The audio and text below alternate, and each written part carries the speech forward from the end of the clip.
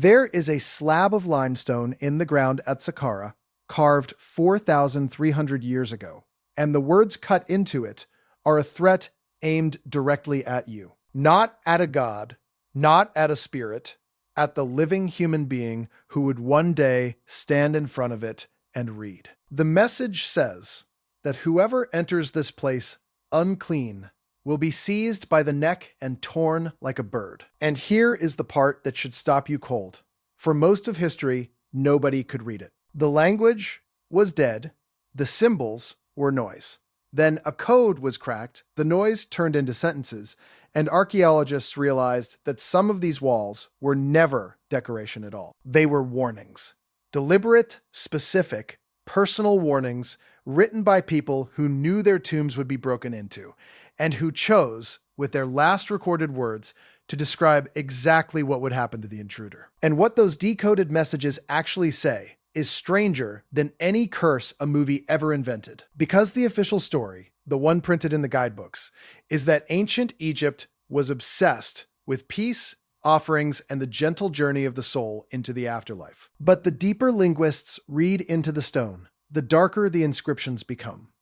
Some threaten judgment before the great god. Some name the animals that will do the killing. And at least one describes a death by a sickness no physician could ever name. Today, we are going to go through exactly what those hidden messages say, who finally decoded them after 14 centuries of silence, and why one line carved into a wall may have predicted something that modern science only confirmed in the last 50 years. Stay with me, because the part everyone quotes is not the part that should unsettle you. Most people who walk through an Egyptian tomb never know they are being spoken to. They see rows of little figures, birds and eyes, and seated men, and they assume it is art. Pattern. Ornament for the dead. They photograph it, they move on, they never learn that the wall was talking. Most people walk right past the real message without ever knowing it is there. Because the strangest inscriptions in Egypt are not the famous golden ones. They are short, plain, and hidden in the private tombs of men whose names almost no one remembers. And for more than 1,000 years, every one of those messages was locked, unreadable, sealed behind a script that the entire world had forgotten how to read. That is the first thing almost no one tells you about hieroglyphs. For roughly 1,400 years, they were completely silent. The last known hieroglyphic inscription was carved late in the 4th century of our era. After that, the knowledge died. The temples closed, the priests who could read the old signs passed away, and within a few generations, there was not a single person alive on Earth who could look at an Egyptian wall and understand a word of it. The messages were still there, the threats were still there. Carved deep, meant to be read, meant to frighten. And nobody could hear them. For 14 centuries, the tombs were screaming into a language no living mind could decode. Scholars tried and failed for hundreds of years. The great error was that everyone assumed the little pictures were pure symbols, that a drawing of a bird simply meant a bird, that a wave of water meant water, that the whole system was a kind of mystical picture code, where each image held a hidden spiritual meaning. They were wrong. They were spectacularly wrong. And that single wrong assumption kept the messages sealed for generations. Because if you read a sound-based script as if it were a picture book, you get nothing but nonsense. The key was buried in a mistake, and the mistake would not break until a slab of black stone came out of the Egyptian mud in 1799. That slab was found near a town called Rosetta by soldiers in Napoleon's expedition to Egypt. It carried one royal decree written 3 times in 3 scripts. One version was in Greek, a language scholars could still read perfectly. Another was in the formal hieroglyphs. The third was in a cursive Egyptian script. Same message, 3 ways. For the first time in 1,400 years, there was a door with a key sitting right beside the lock. But the door did not open easily. And who could read a dozen ancient languages by the time he was a young man? He stared at copies of the Rosetta Stone for years. And in 1822, he broke it. He proved that the pictures were not simply symbols. They were, in large part, sounds. A code where images stood for the noises of a spoken language, mixed with signs that carried meaning outright. The bird was not always a bird. Sometimes it was a letter. Sometimes it was a whole idea. The moment he understood that, the entire wall of Egypt began to speak. And when the sentences finally came through, some of them were not prayers. Some of them were threats. Here is where it gets strange.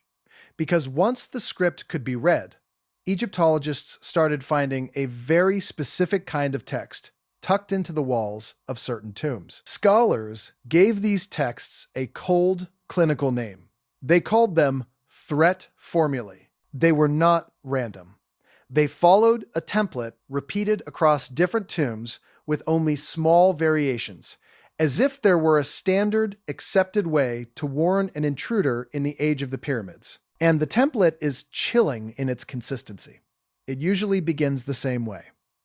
As for any man who shall enter this tomb, then it describes the condition, the trespasser who comes impure with bad intent to damage or to steal. And then it describes the consequence. That is the part that changes from wall to wall. That is the part that gets dark. If you find buried history as unsettling as I do, subscribe and turn on the bell, because what these walls actually say is the part they hoped you would never be able to read. Now let's look at the first message, the one carved at Saqqara, because it is the clearest and the most famous, and it lands like a fist. It comes from the tomb of a high official named Kentika, who also went by the beautiful name Ikheki. He lived at the end of Egypt's Old Kingdom, around 2350 BCE, and he was no minor figure. He was a vizier, one of the most powerful administrators in the entire kingdom, overseer of the royal treasuries and the granaries. When a man like that built his tomb near the pyramid of his king, he had the means to say exactly what he wanted on the walls. And this is what he chose to leave for the future. As for all men who shall enter this my tomb impure, there will be judgment against them. An end shall be made for him. I shall seize his neck like a bird. Read that again. This is not a God speaking. It is the dead man himself, promising from beyond that he will personally reach out and take the intruder by the throat, like a fowl being wrung for the pot. The mainstream reading of this is straightforward and, for a long time, comforting.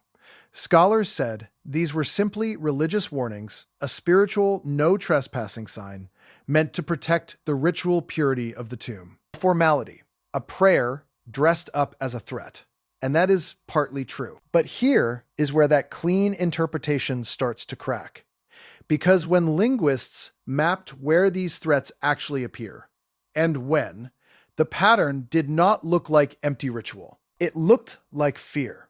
Real, escalating, practical fear. The threat texts begin appearing around the mid-4th dynasty, roughly 2600 BCE, and then they explode in popularity through the 6th dynasty, becoming a common feature in tombs of the powerful. Then, as the Old Kingdom collapses into chaos and central authority breaks down, the threats do not fade. They get worse. And that timing is not an accident. The threats intensified exactly as tomb robbery became a widespread, organized crime across Egypt. These were not superstitious doodles. They were a response to a real and growing danger. The dead were being robbed, and they knew it, and the walls were their last line of defense. And notice the specific weapon these inscriptions reach for. They do not describe a fine, or a beating, or a court sentence. They describe having your neck twisted like a bird's. To an ancient Egyptian, that image was not poetry. In their world, wringing the neck of a duck or a goose was the ordinary, daily method of killing an animal for food and for offerings to the gods. The message was using the most familiar act of slaughter they had and turning it on the reader.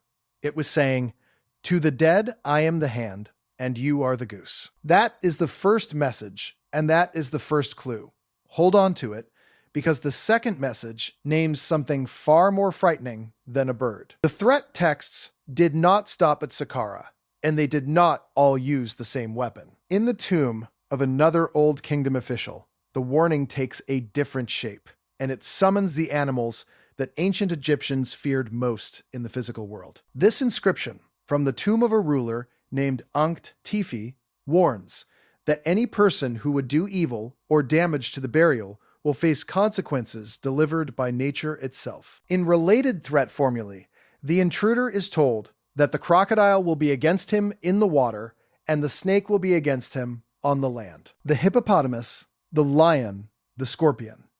These animals appear again and again in the decoded threats, and archaeologists eventually understood why. An Egyptologist named Colleen Darnell, who has published widely on this material, and a curator named Daniel Potter, who built a major museum gallery on ancient Egypt, both point to the same logic. The Egyptians were using visual metaphors, and they were deliberately choosing the 3 or 4 scariest animals they knew, the ones with the biggest teeth, the ones that actually killed people along the Nile and out in the desert near the Valley of the Kings. The message was not vague.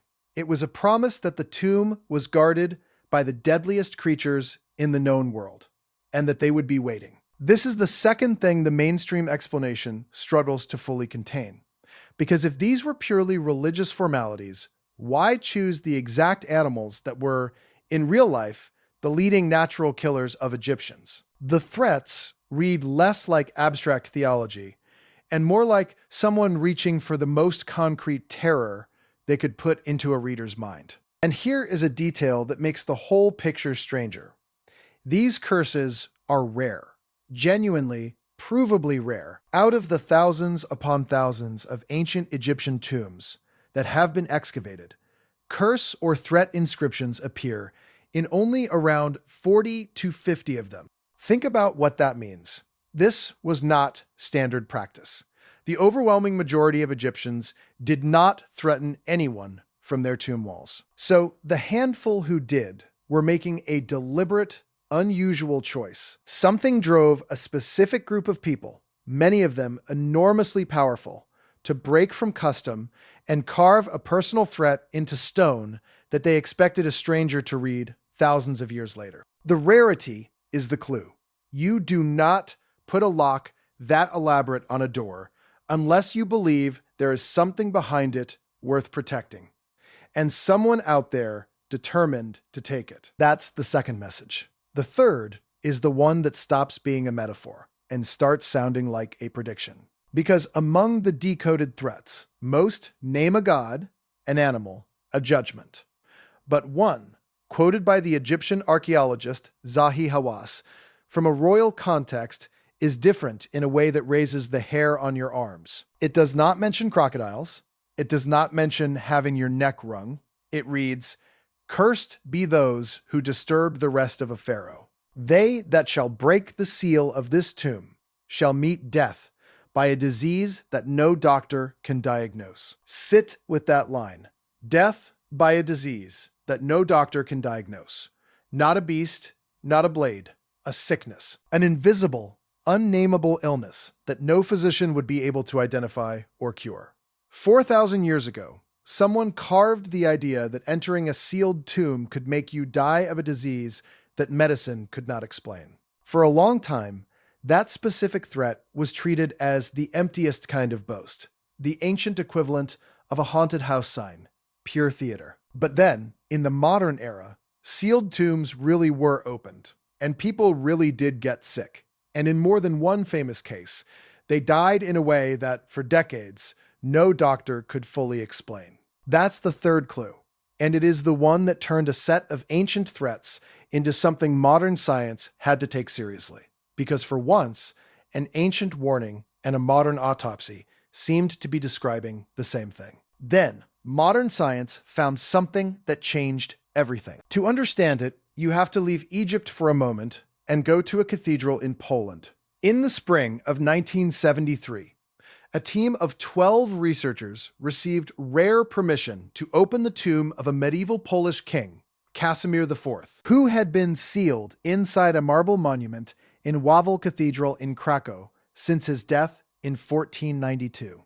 Nearly 500 years, undisturbed. Some of the team reportedly joked about a curse before they went in, because everyone had heard the Egyptian stories. The joke did not stay funny. Within a matter of days, 4 of the 12 were dead. Over the following weeks, months, and years, the toll climbed. By most accounts, around 10 of the original team had died prematurely, and some counts, including later laboratory workers, put the number even higher. The rumors of a Jagellonian curse spread instantly, but one member of the team was a microbiologist named Boleslaw Smyk, and he did what the ancient world never could. He looked closer. He took samples from inside the tomb, from the royal remains and the objects buried with the king, and under the microscope, he found the killer. It was not a spirit, it was a fungus, a mold called Aspergillus flavus, growing in the sealed dark, exactly the kind of environment a closed tomb provides. When that mold is disturbed after centuries, it can release clouds of microscopic spores into the air. Breathe enough of them in, especially if your immune system is weakened, and the spores can take root in your lungs and spread through your body, causing a severe infection called aspergillosis, along with poisoning from the toxins the fungus produces. Now look back at the inscription: death by a disease that no doctor can diagnose. An ancient Egyptian carving describes an invisible sickness that strikes those who break a seal. And thousands of years later, in a sealed tomb in Poland, a dozen people break the seal, breathe the air, and begin to die of an infection that at first no ordinary doctor could identify.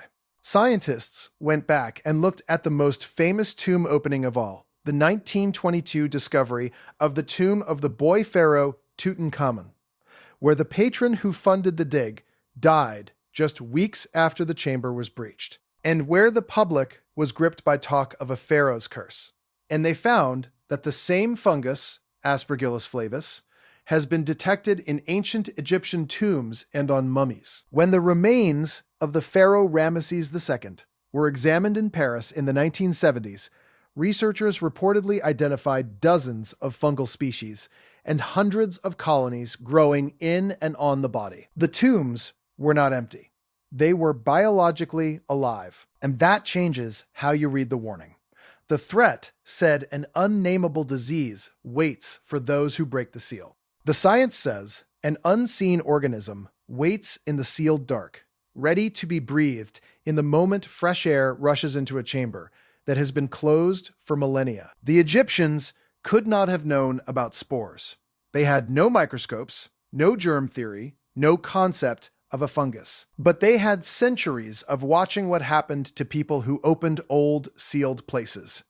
And somewhere in that long, grim experience, someone learned that the sealed dark could kill you in a way no healer could name. And they carved that knowledge into a wall as a curse. Not a myth, not a metaphor, a pattern observed, recorded, and left as a warning. Now, here is where the story takes on the texture of every real mystery, because the moment the science looked solid, the ground got soft again. The access to the original evidence has always been controlled and incomplete. The bodies from the Polish tomb were never all autopsied. In many of these historical cases, the clinical records are vague, the symptoms poorly documented, and no tissue was ever preserved that could definitively prove a fungal invasion. We are working from decades-old reports, second-hand accounts, and a handful of samples. The most important question, whether these ancient warnings encode a genuine folk memory of biological danger, or whether the connection is just a haunting coincidence, has never been fully closed. The threat is real, carved in stone. The fungus is real, found in the tombs.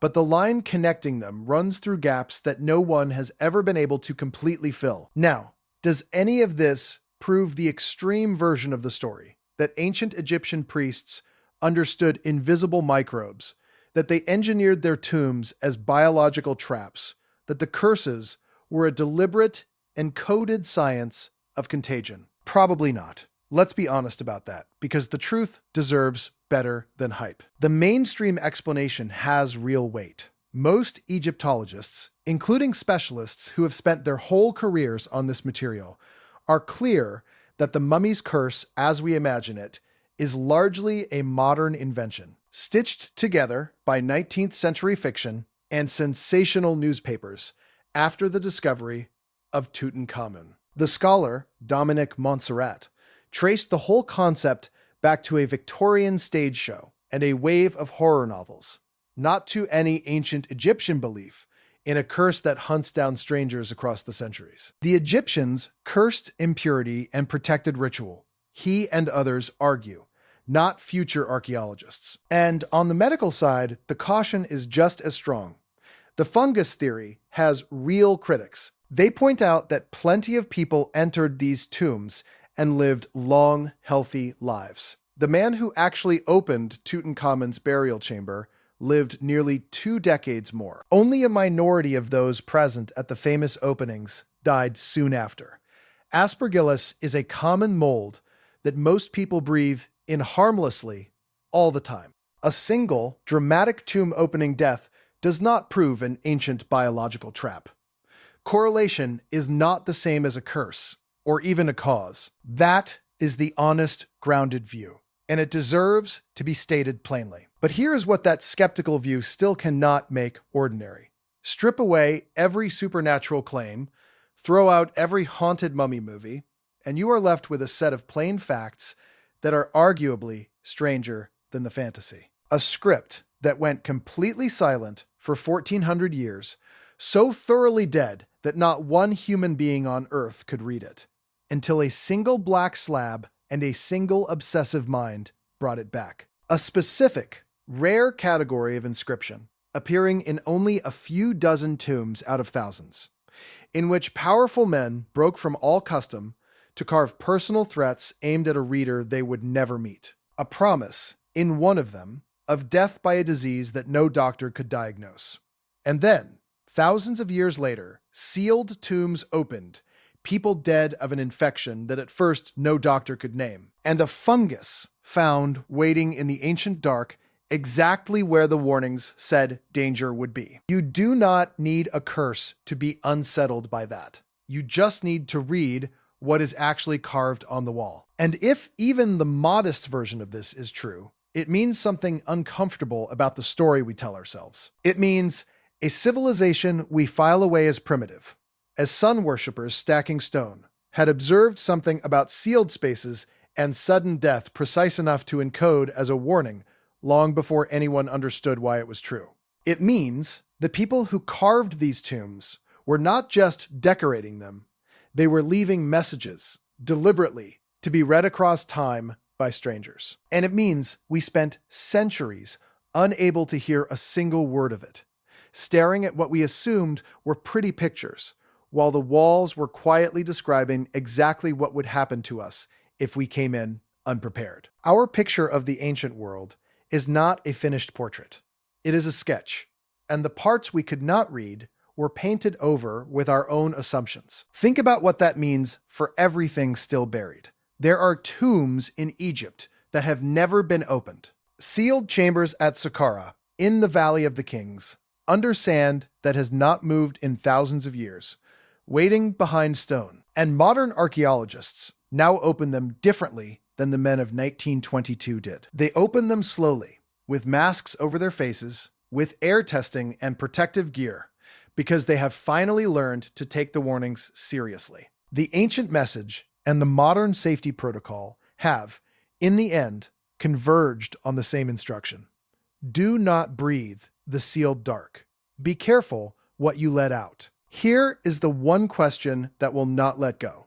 If the people who carved these threats were describing something real, a danger they had watched kill and could not explain, then the words on those walls are not superstition at all. They are a report, a warning passed forward from a mind that saw something and wanted us to know.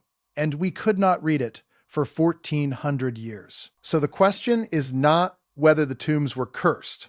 The question is how many other messages are still down there in the dark, carved by people who understood more than we credit them for, sitting in sealed chambers we have not yet opened, waiting to be read by someone who finally learns the language. The stones are still standing at Saqqara, exactly where they have stood since before the first word of recorded history was written.